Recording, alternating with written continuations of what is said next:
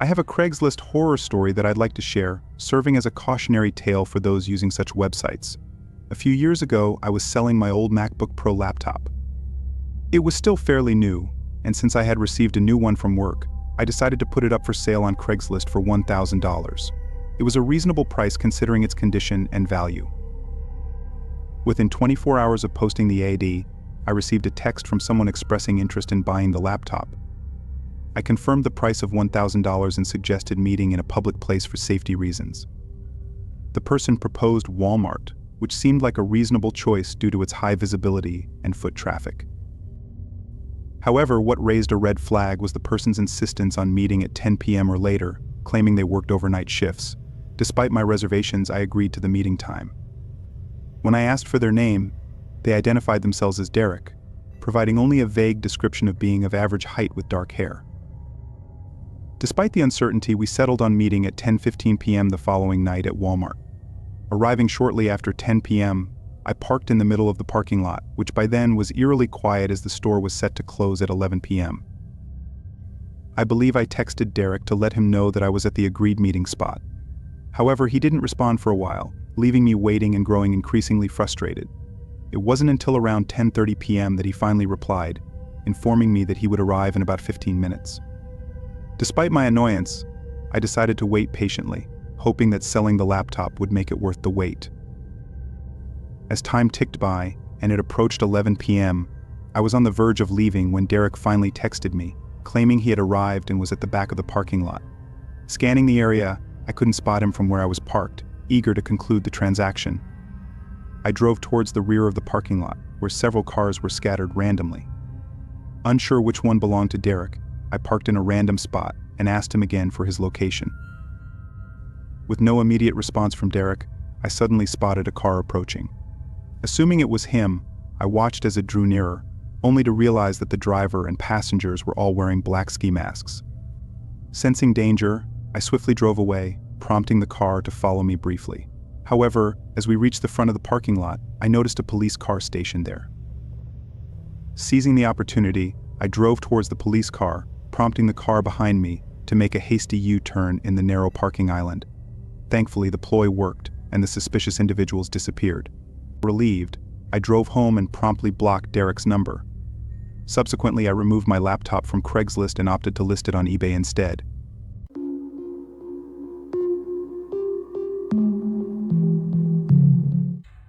For context, I reside in a tranquil neighborhood characterized by spacious properties, typically spanning 2 to 3 acres each. During the incident I'm about to recount, my wife was away, leaving me alone at home after I finished mowing the lawn. As I checked my phone, I noticed a text from an unfamiliar number, claiming to be from Craigslist and asking if they could visit. Now, I had never used Craigslist, and I doubted my wife had either. I replied, informing them they had the wrong number, and that I didn't use Craigslist. However, their response, containing my exact address, unnerved me. They followed up with, "This is your address," right? I was perplexed and chose not to respond, hoping it was some sort of prank. Several hours later, I received another message from the same number, asking if they could come over. I promptly replied, declining their request and stating that I had nothing for sale. Hours passed before I received another message around 10 o'clock, simply stating, "I'm here." This message sent shivers down my spine. Curious and cautious, I moved to the living room and peered out the window, but the darkness of the night obscured my view. I didn't see any cars in my driveway or on the road. Returning to the family room, which adjoined the living room, I sat down on the couch. Moments later, I received another text instructing me to check the front window. With a sense of dread, I complied and stepped into the living room. There, standing outside the window, was a man staring at me with wide, unsettling eyes.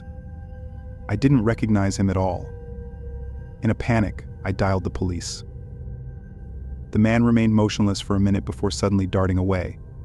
By the time the police arrived, he had vanished. After blocking the number and ensuring my safety, I remained vigilant, checking the front window repeatedly, but he never returned.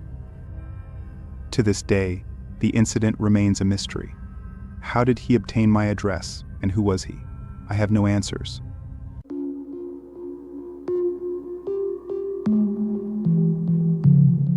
I was about 12 years old, looking for some craft storage since I got a lot for Christmas. The ones at the stores were really pricey. so my 27-year-old sister and I looked for someone on Craigslist. We found someone offering a huge tote for only $10. That would mean getting a $90 discount. So we checked it out. The person lived relatively close to us. We gave the guy our email. He emailed us within an hour and asked where we should meet. I suggested we should meet at Dollar Tree since it was a short walk away. To my surprise, he asked to meet at my home. I lived in an apartment, so that would be inconvenient. So I said that we lived farther away. He said he could drive, but we declined. Eventually, we said it was okay to meet at Dollar Tree. But he could only meet up at 9 p.m. I said that's okay even though it would be dark by then. He said to meet up today. My sister worked the night shift tonight, so she said I could walk there and back and to just bring my wagon so I could put the tote in it. She gave me $10 and I started walking at 8:30. I arrived just on time and I saw an old knocked-up 2006 Kia. I assumed it was him. So I yelled, "Hey," got the tote he got out of his car and said he left it at home. He asked if I wanted to take a drive with him to his house. I said I can't because it wasn't okay with my family. He said he would drive me home, and I firmly said no. He said if I came with him that I could get the tote for free. I got a very uneasy feeling. He said, "Hey, your address is 234 Letter Road, right?" My heart dropped into my stomach. I got freaked out and ran all the way home. I got home and ran upstairs like a demon was chasing me. I got to my room and locked all the doors and windows. I also covered them with black clothing and such. That night I was shaking like crazy. And then I heard a hefty man coming up the stairs. Almost no one on my floor was up that late. And no hefty men lived there. I heard a voice and I almost fainted. "Hey, you still want that tote? It's done in my car. Come help me get it." I almost puked and fainted. I looked through the peephole to see the man's back facing my door. I watched him turn around. When I covered the peephole with a black shirt I had laying around from before, the doorknob started to wiggle. I went under the sink cabinet and was silent as a worm. He started to try to kick the door down, and eventually he did. I felt like I was ready to die. I grabbed an old broom that was sitting in the cabinet.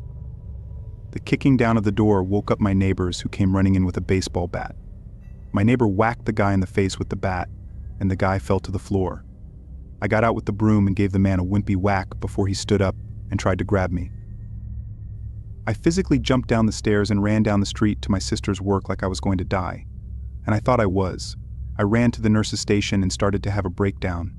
I was crying and almost throwing up, and the nurses looked at me like I was just raped or something.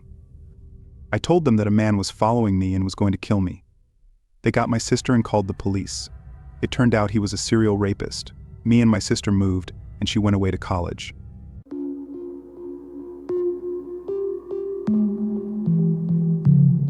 Roughly 2 years ago, I decided to sell my old phone on Craigslist after upgrading to a new one. The phone was only 2 years old and in good condition, so I thought it would attract buyers. After considering eBay, Facebook Marketplace, and Craigslist, I opted for the latter, prioritizing a quick sale over making a profit. Listing the phone at a reasonable price, I received a text message expressing interest within a few hours. The potential buyer, Molly, seemed eager, so we arranged to meet the following day outside a local strip mall, conveniently located for both of us. When we met, the transaction went smoothly, and Molly purchased the phone without any issues. Everything appeared normal during our brief interaction, and there were no red flags. However, things took a strange turn in the days that followed. Molly began texting me, initially asking me to come over, and then inquiring if she could visit my place. It was unexpected and out of context, considering our interaction had been solely about the phone sale. At first I wondered if she had the wrong number, but then she mentioned my name, indicating she was indeed contacting me intentionally. I had no interest in pursuing any further interaction with Molly beyond the sale, and her persistent texts, which continued late into the night and into the next morning, left me feeling uncomfortable and confused. Once again, Molly persisted in her attempts to come over, ignoring my previous attempts to deter her.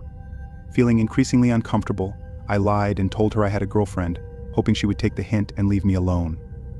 However, Molly disregarded my statement, insisting it didn't matter, and continued texting me as if we were close friends, asking about my activities. Feeling bewildered by her behavior, I asked her to stop, but she became angry and started hurling insults at me. Frustrated and alarmed, I decided to block her. hoping to put an end to the unsettling situation. Little did I know, the ordeal was far from over. Later that same night, I heard a knock at my front door. Peering through the window, I was stunned to see Molly standing outside. How did she find out where I lived? It was alarming to think she might have followed me home. Reluctantly, I answered the door, intending to firmly tell her to leave. However, as soon as I opened the door, Molly launched into a tirade of curses and refused to leave. Growing increasingly aggressive, she attempted to enter my house. In a panic, I slammed the door shut and locked it, but she persisted, banging on windows and trying to force her way inside. Realizing I needed help, I called the police and waited inside. Molly continued her relentless assault on my home, banging on windows and attempting to open doors. Even when I tried to reason with her through a window, she remained undeterred. Thankfully, the police arrived and were able to intervene, putting an end to Molly's alarming behavior. Subsequently, I obtained a restraining order against her, as I couldn't comprehend why she fixated on me so intensely. I suspected drugs might be involved, but I couldn't say for sure. This experience served as a stark reminder to exercise caution when using platforms like Craigslist or Facebook Marketplace.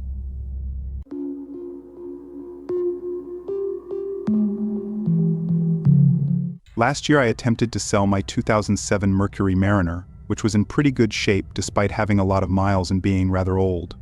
Nonetheless, it ran very well and was a reliable car. Opting to list it on Craigslist due to previous positive experiences buying cars there, I took several pictures of the vehicle and posted the ad. On the second day, I received a text message response from a man named Owl, expressing interest in purchasing the car. He appeared confident about it from the start, and since I had set a reasonable price, I provided him with my address for a viewing. Living in an apartment building, I didn't perceive any risk in sharing my address, as the complex had multiple buildings, making it unlikely for Owl to determine which apartment was mine. We arranged for him to visit the following day after his work at 9 p.m. Preparing the car for the viewing, I cleaned it out in anticipation of the potential sale. When the appointed time arrived, I left my apartment and headed to the parking lot, where Owl soon parked nearby. He emerged from his vehicle, a burly man adorned with numerous tattoos, standing about 6 feet tall and weighing around 250 pounds. After introductions, I showcased the Mariner to him, and he inspected it thoroughly. Following a brief period, Owl expressed interest in taking it for a test drive. Accompanying him, we drove around the block and nearby streets. He conveyed satisfaction with the vehicle, leading me to believe a sale was imminent. Upon returning to the apartment complex and parking the car in its original spot, Owl unexpectedly announced that he needed more time to consider the purchase. Disappointed by the sudden turn of events, I reluctantly bid him farewell. As we parted ways, Owl surprised me by asking if he could use my bathroom quickly. This seemed sketchy, I thought to myself. Why did he think it would be okay with me for him to use my bathroom? I voiced my concern, saying no to his request, and started walking away. The situation felt suspicious, and I was afraid it might be some sort of setup. I definitely didn't want this guy coming into my apartment. He lingered around by my car, and although my apartment building had both a side door and a front door, I decided to head towards the front. I left him standing there and made my way inside. There was a slight fear that he might follow me, but when I glanced back upon reaching the front doors, he was nowhere in sight. This reassured me, and I entered the building. Once inside, I turned right and entered the elevator, taking it up to the third floor where my apartment was located. Stepping off, I started walking to the left, but then I spotted him entering the hallway from the door at the end, leading to a stairwell. What on earth was he doing here? Initially moving towards my door, I saw him heading in my direction. I quickly changed course, turning and walking the other way. Suddenly, I heard him start running towards me, prompting me to sprint to the end of the hallway. As I reached it, I darted into the stairs on the opposite side and descended. With Owl in pursuit, I made my way into the underground parking garage beneath the building. Racing across it to the far end, I managed to gain some distance. Despite this, I could still hear him chasing after me. Reaching the stairs on the other side, I ran up to ground level and exited through the side door. Once outside, I hurried to my car, got inside, and drove away. Calling the police as I left, I informed them about the situation. After circling the nearby streets for a few minutes, I returned. Owl's car was still there, but he was nowhere to be seen.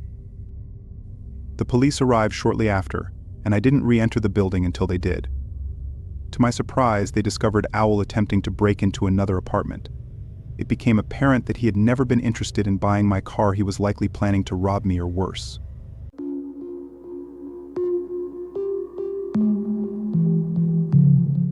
After my divorce about 2 years ago, once everything was settled, I relocated to a new city without a job or a proper place to stay. Renting a basement room was all I could afford with my meager savings, making it a rough time for me, to say the least. I was really eager to get back on my feet, desperate for a job. One evening, while scrolling through some job listings on Craigslist, I stumbled upon an ad for a receptionist position. The pay was minimal, but given my circumstances, that didn't even matter. In my twisted mind at the time, that was almost a plus, as if it indicated they might actually hire me, like it wasn't even worth decent pay. I quickly submitted my resume and a cover letter, not expecting much but hoping nonetheless. It wasn't the first job I had applied for that day, and I had probably sent out over 100 applications in the last week, only receiving a few responses. To my surprise, the very next day I did get a response from that one. The email was brief, asking me to come in for an interview at an address they provided. It seemed a bit rushed, but who was I to complain? I was excited because it'd be my first interview in a long time, and I was ready to get back to work. I looked up the address on Google just to get public transit directions, but I didn't delve into the area much. It wasn't downtown or in any business district in the city. When I got off the bus, I realized I was in a residential area, a housing development pretty much in the middle of nowhere. The bus only came every hour, and other than that, there'd be no other way to get there or back. The office turned out to be just a house, which seemed weird to me.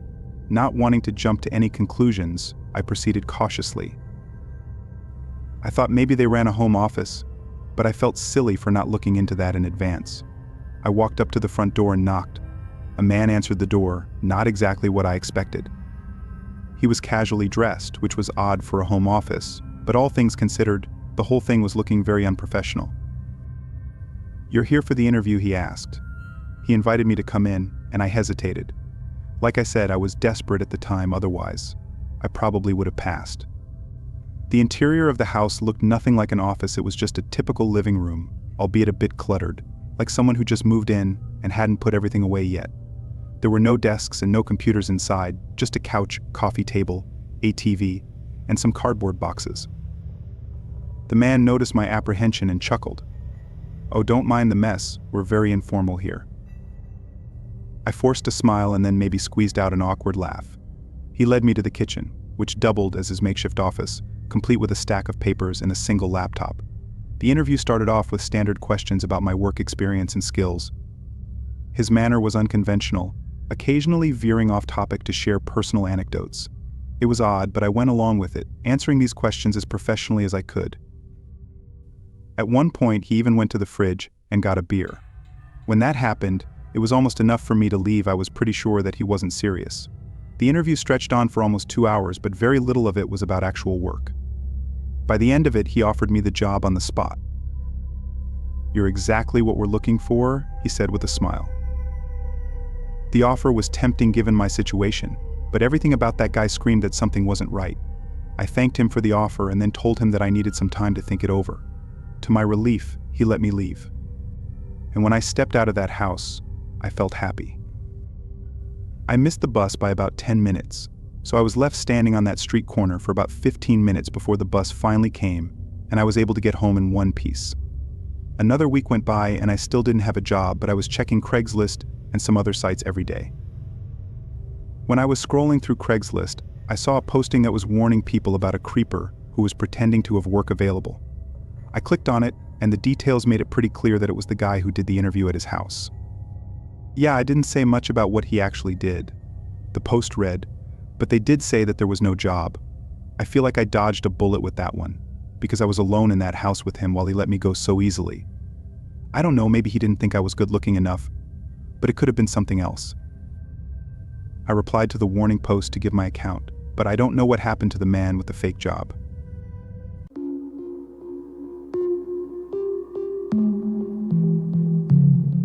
One time, years ago, I was in the market for a TV and decided to browse Craigslist.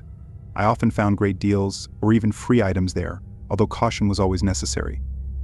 Upon discovering a promising ad for a reasonably priced TV, I reached out to the seller, expressing my interest in purchasing it. Within an hour, I received a response from a woman named Joy, confirming that the TV was still available. She provided an address and instructed me to come over the following night to make the purchase. The address seemed to be in a nearby neighborhood, so the next day, I prepared the cash and headed there. Arriving around 7 p.m., I parked in front of the house, situated in what seemed like an average neighborhood. When I knocked on the door, it was swiftly answered by a woman in her 30s with dark hair. She welcomed me inside, apologizing for the mess of boxes strewn around the living room. Joy mentioned that the TV was in her bedroom and led me down the hallway. Opening the bedroom door, she gestured for me to enter. However, upon stepping inside, I realized the room was empty. Before I could react, the door slammed shut behind me, locking me in. It all happened so fast Joy hadn't even entered the room. I attempted to open the door, but it was locked from the outside. Confusion and panic set in as I knocked and called out to Joy, but received no response. After several futile minutes, I accepted that I was trapped. With no furniture in the room, I was left alone in an eerie silence, wondering what was happening outside the locked door. I grabbed my phone and attempted to call my friend, but I couldn't get a signal. That seemed strange. Trying to open the door and calling for help yielded no response. It became evident that nobody was coming to my aid. Puzzled and anxious, I scanned the room, wondering what was happening. After several minutes, I heard noises emanating from outside the room, seemingly from the living room area. It was Joy and a man conversing, although I couldn't discern their words. Despite yelling out, I received no reply. Frustrated, I tried to open the window, but it wouldn't budge, further fueling my anger. Returning to the door, I pounded on it fiercely, desperate to break it down. Suddenly, a man's voice from down the hallway shouted at me to stop. Unsure of what these people were capable of, I hesitated briefly before taking action. Retrieving my phone, I turned up the volume and played the most annoying alarm noise, placing it at the far end of the room. Concealing myself behind the door, I waited. Within moments, footsteps approached the room, and the door swung open, revealing the man. As he moved towards the noisy phone, I emerged from my hiding spot, darting past him and fleeing the room. He attempted to grab me, but I narrowly evaded his grasp. Racing down the hallway, I encountered Joy in the living room, who tried to impede my progress. Dodging past her, I reached the door, with the man now in pursuit. Swiftly unlocking my car, I jumped inside and sped away. Unfortunately, I had left my phone behind, rendering me unable to call the police immediately. Stopping at the nearest gas station, I entered and asked the employee to contact the authorities. When they arrived, we returned to the house, where my phone was found abandoned on the street nearby. The perpetrators were nowhere to be seen, and it was revealed that they didn't actually reside in the home. It was rented by someone else. Unsure if they were ever apprehended, I discovered that the Craigslist post had been removed. After that harrowing experience, I vowed never to use Craigslist again.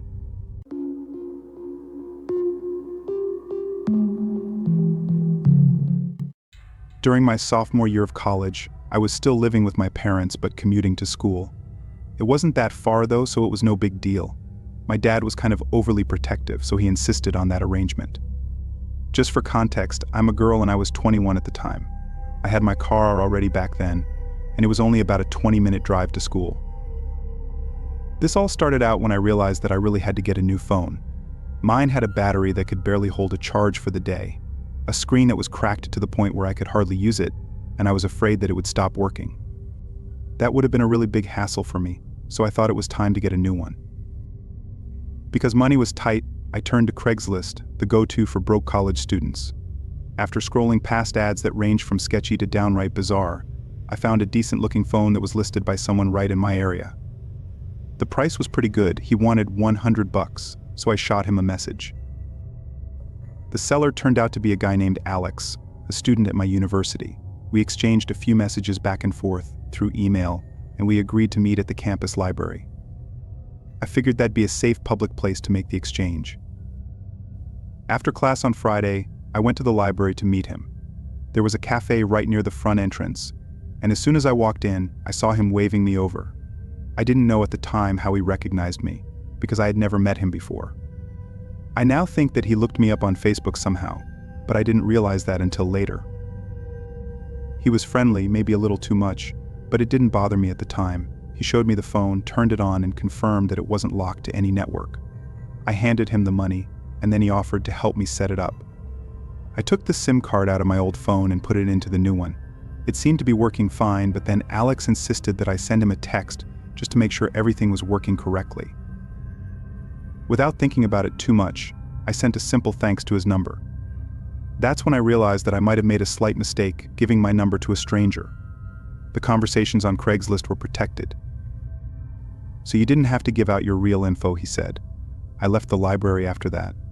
I met up with a friend, and later in the evening I drove home.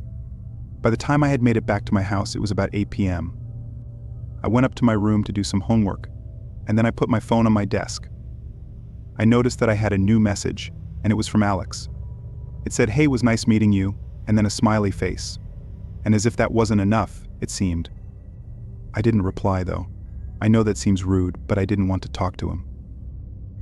Even though I wasn't replying, he kept sending more and more messages over the next few days. His messages grew more and more frequent and increasingly flirty. After a while, I did send a reply, pretty much trying to let him down gently, even though I thought it was weird that he wasn't taking my silence as a hint. I talked to my sister about it, I said, and she said that I should just block his number. I was close to doing that. The next time I checked my phone, there was a new message. The thing was a serious wall of text. It was pretty much confessing his love for me in a way that was pretty crazy. It was scary to know that he was out there at my school. My biggest fear at the time was that I would run into him, especially if I was alone. The student parking lot is a pretty secluded area, and I sometimes have to walk there when it's dark. That was my biggest concern. I made it through the next week without running into him at school. I continued, but the messages didn't stop. One night, after a particularly long and draining day of classes, I checked my phone to find a barrage of texts from him. Among the usual pleas and accusations, one message stood out. "Why are you ignoring me? I know you're there. I'll make you regret this." That message sent a chill down my spine because it was the first real threat. Feeling concerned and unsure, I decided to reach out to a friend who was studying law.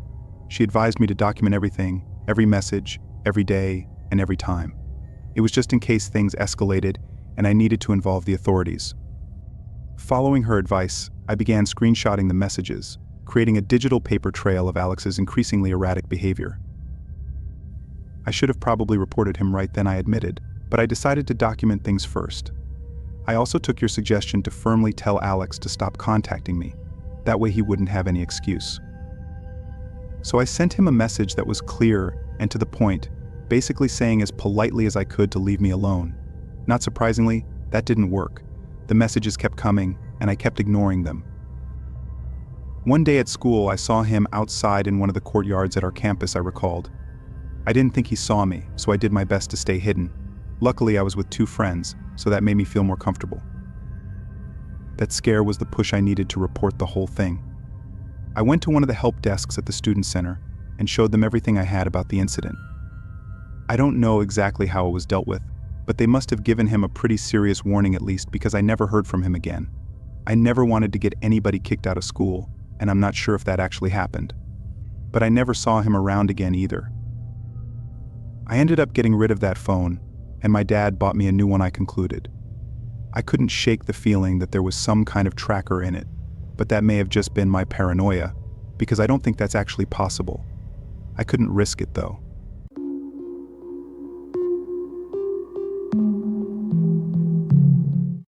This happened about 3 months ago. My roommate and I decided on getting a used couch, so I thought Craigslist would be a great place for used furniture. I scrolled through about 3 pages before finding a black leather couch. It was in really good condition and had a really good price, around $200. I told myself this was too good to be true. And man, I should have listened to myself. We arranged a price, and the guy told me to meet him at his place over email. My roommate was out working overtime, so I had to go alone. The address was a little ways out of town. The house was surrounded by trees. You had to go through the drive-thru to be able to see it. I got out of my car and knocked on the door. This house was different. It was small and wooden and looked pretty eerie. When I knocked the third time, I heard creaks on the wood floor coming from inside. Anyone could tell it was footsteps, but it sounded like they were tiptoeing. Then I heard a faint, muffled voice through the door. "Hey, are you the couch guy?" But they sounded pretty rushed. So I responded, "Yes, I am." He said back, "Okay, come around back. The couch is there." I felt a little weirded out by it, but I brushed it off. When I came around back, I saw something that I won't forget. I saw 4 tall men dressed in black robes with their hands together, and in front of them was a pit with a hatchet chain on it. Then I heard the same voice say, "Where's your friend? I booked it out of there," and frantically shoved the key in my car and started it. I looked out the mirror and saw the front door fly open. I shifted into first and floored it out of there. The thing that makes me uneasy to this day is that in the emails, I never told him I had a roommate.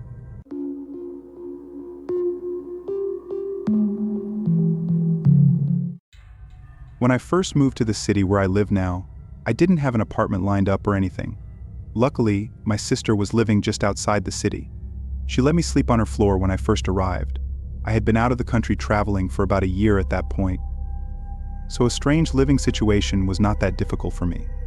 However, I was worried about wearing out my welcome, so finding somewhere to live was a priority. That's pretty difficult to do though, especially without a full-time job. I was constantly checking several sites online, and most larger buildings simply wouldn't rent to me without proof of employment.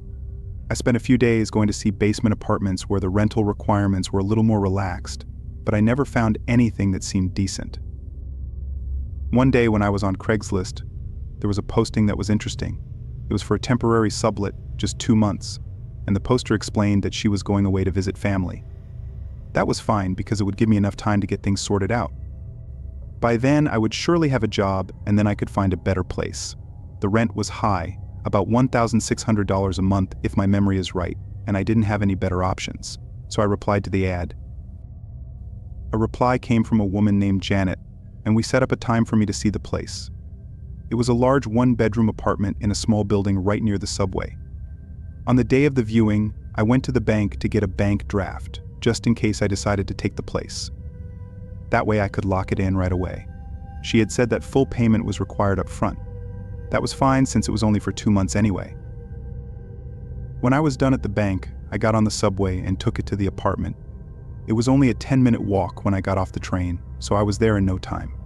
When I got to the building, I sent a message to Janet, and she came out to let me in. There were only 6 apartments there, 3 floors and 2 apartments on each. The basement was just a small laundry room and storage. It was an older building made of light orange brick. It seemed outdated with old-style locks and an intercom system. They didn't have electronic locks like most modern buildings do. When we went up to the apartment, it was actually really nice, fully furnished and well decorated. After Janet showed me around, I offered to take it. I handed her the bank draft for $3,200, and she gave me her spare key. I was set to move in 3 days later.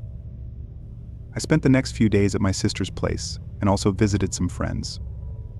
Then I moved over to Janet's apartment. On my first day, I met one of my neighbors, a man named Jaden who lived next door. He was in his 30s and seemed friendly. We talked in the hallway for a while in front of my front door. He knew of the arrangement, so he didn't think that I was breaking in or anything. After about 10 minutes, Jaden told me that he was relieved I was moving in because he could use a break from Janet. I asked what he meant, I said, and he told me that the noise in the apartment could be pretty bad at times. We left it at that, and I didn't really find out what kind of noise he was talking about. The first few days at the place were all right.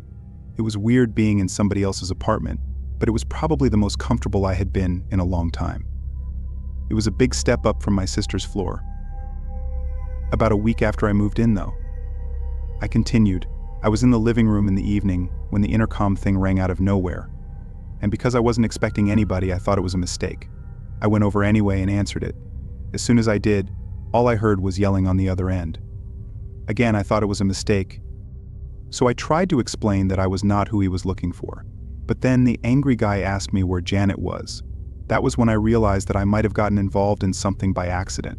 I told the guy that I was renting the place that Janet had left for 2 months. After that, the box went silent, and I was left standing there waiting for another angry tirade. It didn't come though, and I went back to what I was doing.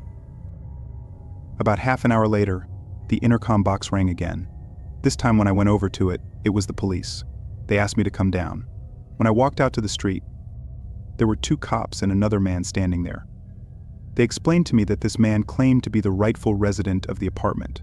I was shocked and told them my side of the story. I even had proof of the bank draft that I used to pay Janet. The other man, however, had a lot more proof than me. He had bills and mail addressed to the apartment. And even though he wasn't on the lease, the cops decided that it was his place and I had to go. They only gave me 15 minutes to get my stuff. It was about 9 p.m. already. And luckily when I called my sister, she picked up, and I stayed with her that night. Over the next week, I recounted. I tried to get in touch with Janet. She was hard to find. Eventually, when we did talk, she admitted that the man was her boyfriend, where she claimed that the apartment was hers and he had no right to be there. That didn't do much for me, even though I was out thousands of dollars with no place to stay. After arguing with Janet for another week or so, she agreed to give me back half my money if I agreed not to pursue it further. I thought that was a bad and pretty insulting deal, but I just couldn't be bothered with that situation any longer. I took it and moved on. I still don't completely understand the laws with regards to that kind of thing. I admitted, but I got screwed pretty bad there. I made a sketchy deal with Janet. It was all under the table. I was never on any lease, and there was no real paperwork other than the bank draft. My advice to everyone is to keep things legal.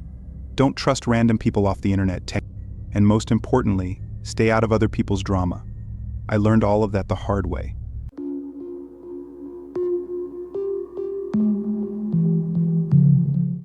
When the Xbox One first came out, I wanted one pretty bad, but they were basically sold out everywhere.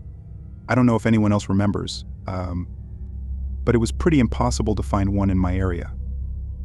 I was keeping an eye on some of the main websites and also checking Craigslist to see if one would come up. There were a few listed locally, but the sellers all wanted some crazy price, like double the retail price. I wasn't going to pay that, so I had to wait for a while. Eventually, I stumbled upon a listing on Craigslist that seemed good. The price was decent, but actually right around the new price. The seller said it was barely used, though. After a few messages back and forth, I continued. We agreed on a price that had me feeling pretty smug about my negotiating skills. I managed to get him to budge by $20 or so. Because of my job, meeting up during the day was out of the question, so we settled on a time later in the evening. It was February, and the sun had gone down by the time I left work. We decided to meet in the grocery store parking lot, which was about a 30-minute drive from my work. I didn't know the place because it wasn't near anywhere that I had been, but I figured there'd be enough light and security cameras to keep things honest. On my way over, I stopped off at the bank to take out money and then kept driving over to the spot. I saw the grocery store on the corner of the street and pulled my car over to message the seller telling them I was there. They replied right away. So I drove into the parking lot. By the time I went in, there were only a few cars scattered around, most of which probably belonged to the store's late shift workers. I spotted a car that matched the seller's description and pulled up nearby. Stepping out of my car, I saw 2 guys waiting. I was a little surprised to see 2 of them since the messages had only been from one person, but I figured the seller brought a friend for some reason. We said hello and I followed them to their car expecting to see the Xbox. As we stood beside their car, the chill of the February night was cold. I tried to keep the conversation light and focused on the Xbox, and I couldn't shake the feeling that something wasn't right.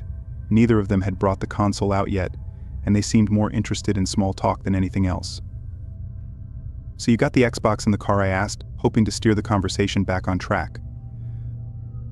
"Yeah, just give us the money, and we'll get it for you," one of them replied. That made me pretty uncomfortable, because I wanted to at least see it before handing over the cash.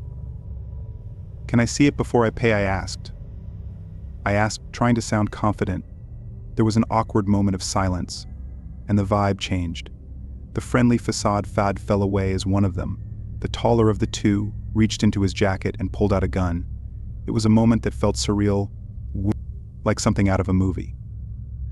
The dark metal of the gun in the dim parking lot was all too real, though. "Money now," he demanded, his voice low. I could hardly believe what was happening, but there I was, staring down the barrel of a gun. With shaking hands, I handed over the cash that I brought for the console, hoping that'd be the end of it. But it wasn't. With the money in their hands, they decided they weren't done with me yet. "Let's take a walk," the one with the gun said. Then he motioned towards the back of the grocery store where an ATM glowed faintly in the darkness. I know I should have been trying to figure out a way out of this, but at the time I couldn't think clearly. I had no choice but to follow their orders. When we reached the ATM, the taller guy, the one with the gun, stood back slightly while his partner stayed far away. I think they were trying to stay out of range of the cameras. Every ATM has one, I think. "Take out everything you can," he said. I remember thinking how absurd it was that I was about to drain my account for these thieves, but I had no choice. My hands were shaking as I punched in my PIN number. I think it took me 2 or 3 tries to get it right. The machine spat out the maximum amount that I could withdraw, $1,500. I think an amount that took me months to save. Gone in seconds. I handed it over, hoping against hope that it would satisfy them, but it wasn't. "Your phone," one of them demanded. I hung my head, wondering where this all would end. I remember feeling a sense of hopelessness when I handed it over, knowing that I would have a hard time calling for help, which is probably the reason they wanted it at all. I gave it to them. No, like I had a choice. For some reason, maybe they forgot, but I didn't have to hand over my keys. Without those, I would have been really screwed. Finally, with my money and phone in their possession, they seemed satisfied. "All right, you can go." "Don't do anything stupid," the taller one said, motioning with the gun for me to leave. I didn't need to be told twice. I walked away as fast as I could without running, not daring to look back. Once I was sure I was out of their sight, I sprinted the rest of the way back to my car and locked myself inside. And I took a moment to let the reality of what had happened sink in. After a few moments to collect myself, I started my car and drove until I found a 24-hour convenience store. The clerk there allowed me to use the store's phone to call the police. The officers arrived, and I told them what happened that night. I got a pretty good look at both of them and the car they were driving. And I was pretty sure that there were cameras all over the place, so it shouldn't have been a real problem to find them. It took a few days, but the cops did make an arrest. They were able to get my phone back and most of my cash as well. I got the full $1,500 back from the ATM, but they must have lied about the amount for the Xbox. It ended up being short just about $100. I was really just glad that those jerks were caught. And yes, they did do time for the robbery.